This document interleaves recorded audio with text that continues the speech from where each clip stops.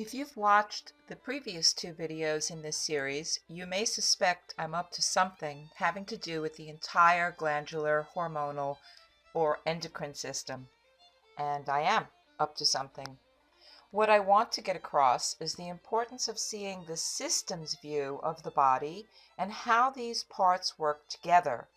I'm presenting them separately for better understanding, but they are not so in real life. In the last video, I described how the adrenals get fatigued from working overtime to manage stress. Gluten, in people who are sensitive to it, will cause the body a lot of stress. That was in the first video too.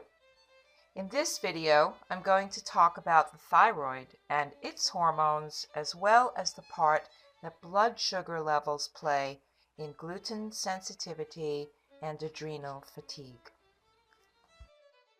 In the following short clip, I also sneak the liver in to illustrate what happens to thyroid hormone T3 when there are chronically high levels of cortisol in the body.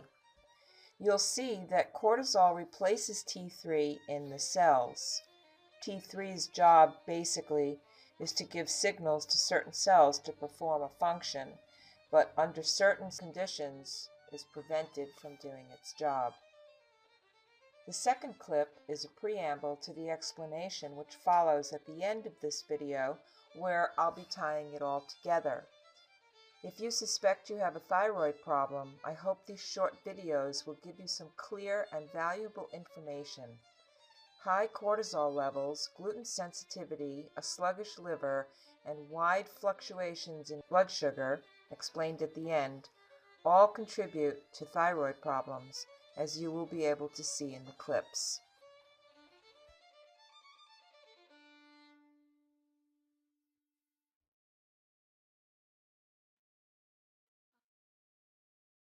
The liver is the largest gland in the body, probably because it performs many hundreds of important functions.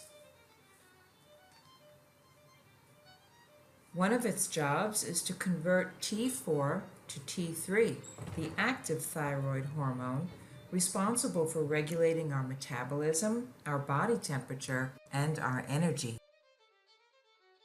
So if the liver is overloaded from the effects of stress, for example, excess cortisol from the adrenals, this is a case of congestion and happens because cortisol also fits in the receptor sites on the liver in the same way T3 does, but doesn't function at all.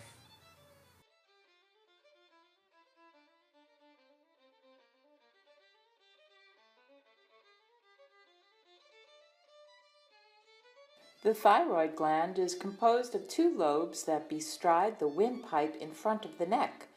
The two hormones produced by the thyroid, T4 and T3, the numbers denoting the number of iodine atoms, have different functions. T4 is inactive, circulating in the blood until it is broken down by enzymes to T3, the active thyroid hormone, which enters the cells such as the bones, heart, liver, etc. When T4 is getting low in the blood, the pituitary gland is activated to secrete TSH, also known as thyroid-stimulating hormone. This is the hormone that, when released from the pituitary, tells the thyroid to make more T4 and T3, which again enters the blood. The endocrine system is composed of glands that produce hormones. Hormones are like messengers. They travel to different parts of the body where they have a job to do. As you saw in the first clip, when there are chronically high levels of cortisol from stress, the liver's normal detoxification activities get cut off, at least for a while. When there is too much of the thyroid hormone T3 in circulation, because the liver could not receive it, because cortisol has taken T3's place in the liver, the pituitary will not be signaled to produce TSH, which is the thyroid-stimulating hormone, which tells the thyroid to produce more thyroid hormone and ultimately our energy. This is one possible reason why people with hypothyroidism experience great fatigue, but in many cases, it's not a problem with the thyroid gland at all. If you're watching this series because you suspect you have a thyroid problem, hopefully the little clip you just saw will encourage you to find out if the hub of your problem is really a low-functioning thyroid gland or a clogged liver or brought on by stress or gluten sensitivity. You can see from what you have learned in this series why this might be the case. It can only increase the quality of your life to get to the real cause of your symptoms and heal.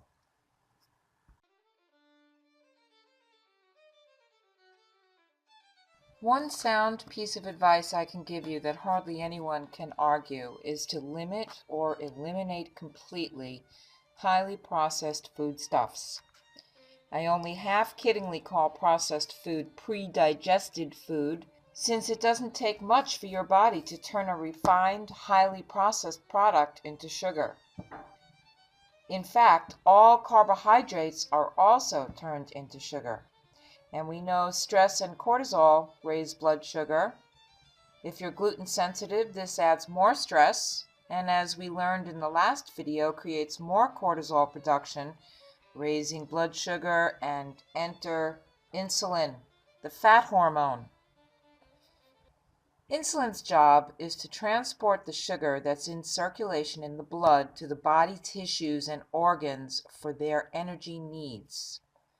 Just like T3, insulin may be prevented from dropping off the sugar, but in this case it's because there's just too much sugar to be processed, and the cells that would have benefited from the energy become resistant, mainly to insulin. Kind of like the scenario we hear about with antibiotic resistance. Too much use and antibiotics become ineffective after a while.